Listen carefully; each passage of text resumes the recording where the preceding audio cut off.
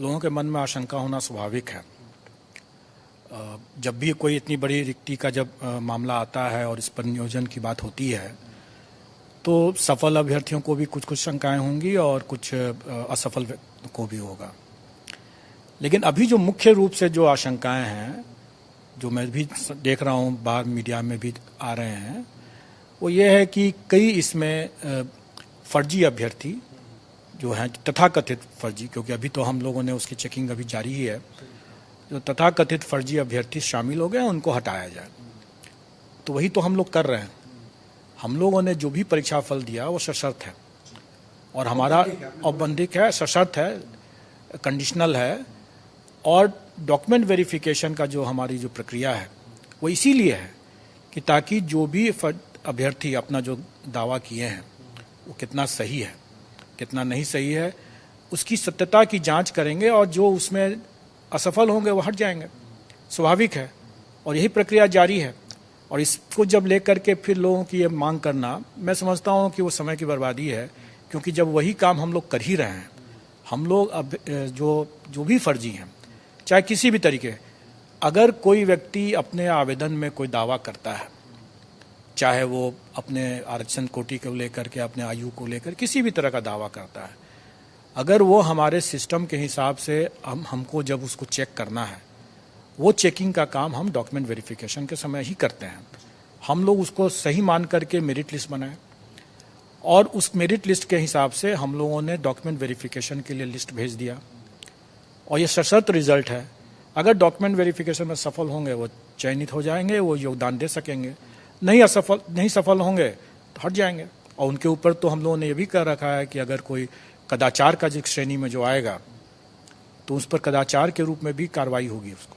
Sir, एक सवाल ये है कि जो 2 नवंबर को नियुक्ति पत्र दिया जाना है, ट्रेनिंग भी है, सर आखिरी तारीख आपने डॉक्यूमेंट वेरिफिकेशन की क्या रखी है? देखिए, आप अवगत होंगे कि डॉक्यूमेंट वेरिफिकेशन का जो 9, 10 और 11, 12 का आयोग ने कराया था, उसके बाद कई अभ्यर्थियों ने यह शिकायत की थी कि उनका पार्शियली वेरीफाइड हुआ है। स्वाभाविक है कि ऐसे पार्शियली वेरीफाइड को भी हमें बेनिफिट ऑफ डाउट देने की आवश्यकता थी।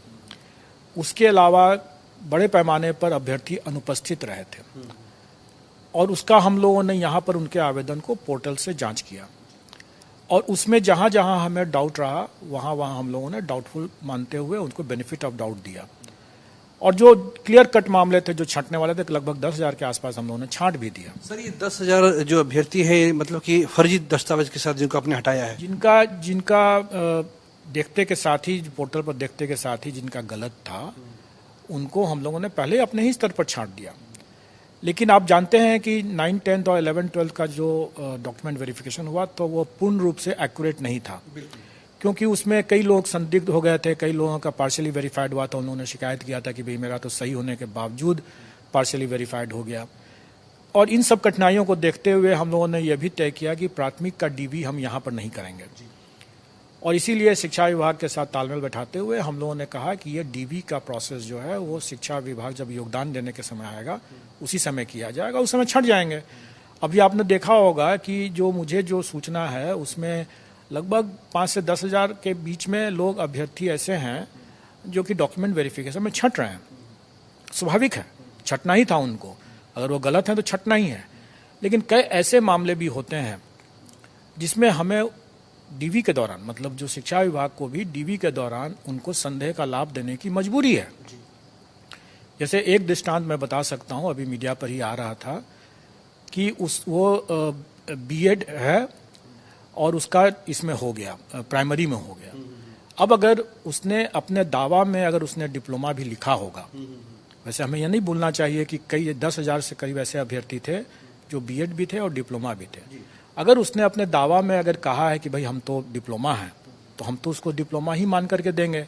डॉक्यूमेंट वेरिफिकेशन में अगर डिप्लोमा का सर्टिफिकेट नहीं देता है तो छट जाएगा।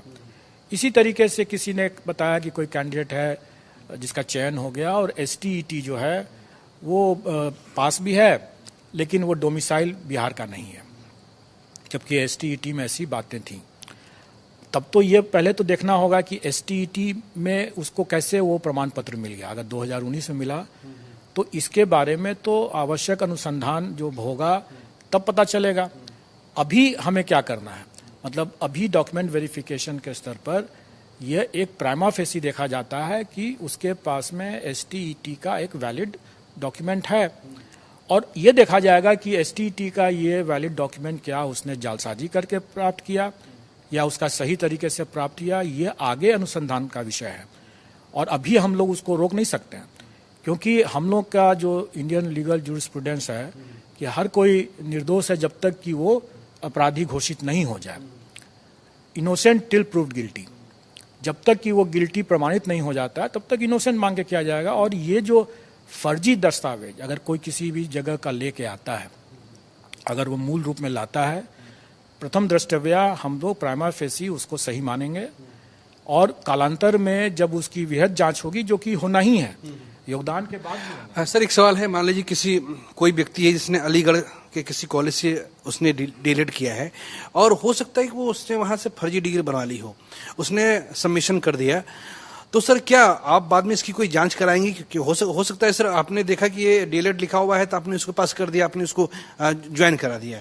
देखिए, ये काम शिक्षा विभाग का है जी, और ये काम होता है, और 100% सभी मामले में होता है, क्योंकि जो भी दस्तावेज उसने अलीगढ़ यूनिवर्सिटी का अगर मान लीजिए दिया है और वो फर्जी है, तो उसकी जांच तो अभी पता नहीं चलेगा।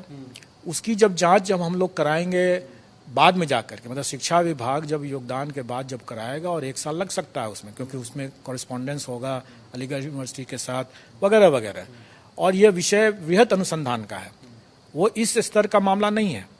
अभी जो डॉक्यूमेंट वेरिफिकेशन जो हो रहा है वो प्राइमा फेसी देखा जाएगा कि डॉक्यूमेंट उसके पास है कि नहीं, योगदान करेगा, और अगर उसके बाद पता चलता है कि उसका अलीगढ़ यूनिवर्सिटी का वो दस्तावेज फर्जी था तो वो उस समय जेल जाएगा। सर, एक सवाल है कि जो अभ्यर्थी है वो कट ऑफ जारी करने की मांग कर रहे हैं कि विषयवार जो है कट ऑफ जारी किया जाए, ताकि उन्हें पता लग जाए कि वो इस प्रक्रिया में नहीं आना था। वो कब तक जारी करेंगे? देखिए, कट ऑफ हम लोग हो सकता है कि आज ही जारी कर दें, सभी विषय का सभी आरक्षित श्रेणी का, वो मेरे पास आ चुका है। अब उसकी चेकिंग चल रही है, और जब चेकिंग ठीक हो जाएगा तो फिर उसको अपलोड कर दिया जाएगा। इसके साथ साथ मैं ये भी बता दूं कि जो डॉक्यूमेंट वेरिफिकेशन में लोग कह रहे हैं कि बहुत फर्जीवाड़े को छांटा जाए ताकि जो वैकेंसी हो उसको फिर से भरा जाए, और कई बार ऐसे लोग कह रहे हैं कि मल्टीपल रिजल्ट्स जो दिया गया है, जबकि आपको एक ही रिजल्ट देना था एक कैंडिडेट। हाँ सर, ये शिकायतें आ रही है कि 9 से 10 में भी हो गया, 11 से 12 में भी हो। देखिए, रिजल्ट तो हम मल्टीपल देंगे, नौकरी उसको हम एक ही जगह करने देंगे। स्वाभाविक है, वो एक से अधिक नौकरी नहीं कर सकता है, और जो 2 जगह मान लीजिए छोड़ देता है, अतिरिक्त जगह छोड़ना ही होगा, तो वैकेंसी हो जाएगी। तो ये वैकेंसी अगर होती है तो इसको भी हम रेसिडुअल वैकेंसी मानते हुए सप्लीमेंट्री रिजल्ट से भर देंगे। वैसे ये अलग मुद्दा है कि ऐसे मल्टीपल रिजल्ट्स वाले कितने मामले होंगे। आप अवगत होंगे कि 9th-10th में सिर्फ 4 ही ऐसा विषय था जिसमें कि अभ्यर्थी जो हैं वो वैकेंसी से ज़्यादा हैं, ज़्यादा संख्या में है, और वो है सोशल साइंस है, मैथ्स है, साइंस है, उर्दू है। अब इसके अभ्यर्थी अगर आप देखें कि मल्टीपल रिजल्ट्स की बात अगर करते हैं तो कंप्यूटर साइंस का कोई भी विषय 11th-12th में है ही नहीं। कंप्यूटर साइंस का, सोशल साइंस का कोई विषय, 11th-12th में है ही नहीं। साइंस करके अलग से कोई विषय 11th-12th में है ही नहीं। तो इसके अभ्यर्थी बहुत कम चांसेस है कि ऐसे अभ्यर्थी जो होंगे जो ऊपर में, मतलब 11th-12th में इसी विषय से जा ही नहीं सकते हैं, किसी दूसरे विषय से वो जरूर जा सकते हैं। मान लीजिए कि अगर साइंस से 9th-10th में किया, फिजिक्स से वहाँ पर 11th-12th में किया, ऐसा संभव है, लेकिन ऐसी संख्या बहुत सीमित होगी। और जिन मामलों में वैकेंसी से अभ्यर्थी काफ़ी कम संख्या है, उसमें तो कोई प्रभाव ही नहीं पड़ता है मल्टीपल रिजल्ट का, क्योंकि उसमें तो कोई कैंडिडेट अतिरिक्त बचे ही नहीं है जो अपने मेरिट सब के लिए आ सकें। तो मेरा फिर भी इसमें कहना है कि मान लें अगर 150 जो भी कैंडिडेट्स ऐसे होंगे जो मल्टीपल रिजल्ट से प्रभावित कर रहे होंगे, तो जो मल्टीपल रिजल्ट्स के बाद उनको जब किसी एक जगह के लिए जब वो ज्वाइन करता है, कई बार ये भी लोग सोच सकते हैं कि भाई हमें तो 9th-10th में पटना मिल रहा है, 11th-12th में हमें चंपारण, पूर्वी चंपारण या कोई भी जिला मिल रहा है जो मेरे शहर के लिए अच्छा नहीं है, मैं वहाँ नहीं जाना चाहता हूँ, तो मैं 11th-12th छोड़ करके 9th-10th में रहना चाहूँगा। तो उसकी मर्जी होगी। जो भी इस तरह से मल्टीपल रिजल्ट्स के बाद योगदान जहां एक जगह करता है, तो जो वैकेंसी उत्पन्न होती है उस वैकेंसीज को या डॉक्यूमेंट वेरिफिकेशन में जो लोग डिस्क्वालीफाई होते हैं उस वैकेंसी को, सब वैकेंसी को हम सप्लीमेंट्री रिजल्ट से पूरा करेंगे। और सप्लीमेंट्री रिजल्ट में भी वही प्रक्रिया अपनाई जाएगी, मतलब कि फिर से डॉक्यूमेंट वेरिफिकेशन होगा उन अतिरिक्त अभ्यर्थियों का, और उसमें भी कोई छटेंगे तो फिर से हम उसका भी अनुपूरक फिर निकालेंगे। सर, ये रिवाइज्ड रिजल्ट या नई मेरिट लिस्ट आप जारी करेंगे क्या? चूंकि अभ्यर्थियों की मांग है कि मेरिट लिस्ट द्वारा जारी की जाए, तो वो सर कब तक? सप्लीमेंट्री रिजल्ट, वही मैं एक बता रहा हूँ कि सप्लीमेंट्री रिजल्ट बिल्कुल जारी किया जाएगा जब हमारा डॉक्यूमेंट वेरिफिकेशन की प्रक्रिया पूर्ण हो जाती है, मल्टीपल रिजल्ट्स के बारे में पता चल जाता है कि कौन से अभ्यर्थी किस विषय में कौन से स्तर पर ज्वाइन करते हैं, फाइनली कौन योग्य हुए, कौन असफल हुए। जब वो आंकड़े जब हमें मिल जाएंगे, जो भी बैलेंस वैकेंसी बनेगा इससे, उस बैलेंस वैकेंसी को हम अपने सप्लीमेंट्री रिजल्ट से पूरा करेंगे। सर, मैं सीधे शब्दों में ये कहें कि जिनका 1,21,000 में नहीं हो पाया, आप जो नया जो सप्लीमेंट्री जो जारी करेंगे उसमें नए अभ्यर्थियों को मौका मिल जाएगा? बिल्कुल मिलेगा ही, मिलना ही है। अगर वैसे अभ्यर्थी उपलब्ध हो तो जो योग्य हों। कई विषय मैंने बताया कि उसमें अभ्यर्थी जो हैं उपलब्ध ही नहीं है, तो स्वाभाविक है कि उसमें तो कोई फर्क नहीं पड़ेगा। लेकिन जहां पर अगर अभ्यर्थी उपलब्ध है वहां हम लोग डेफिनेटली हम लोग उसको पूरक से अनुपूरक जो कहें सप्लीमेंट्री रिजल्ट उससे भर देंगे। हमसे बात करने के लिए धन्यवाद। तो ये हमारे साथ बिहार लोकसभा आयोग के अध्यक्ष अतुल प्रसाद थे। कुछ जो आशंकाएं थी उन आशंकाओं को उन्होंने दूर करने की कोशिश की है। सबसे बड़ी राहत की बात यह है कि जो सप्लीमेंट्री रिजल्ट है वो जारी किया जाएगा एक बार पूरी, अगर जो दस्तावेज जो वेरिफिकेशन है वो प्रक्रिया जब पूरी हो जाएगी तो फिर वो रिजल्ट जारी किया जाएगा। और दूसरी बात है कि जिस कट ऑफ की मांग हो रही थी उस कट ऑफ को भी आज संभवतः आज वो जारी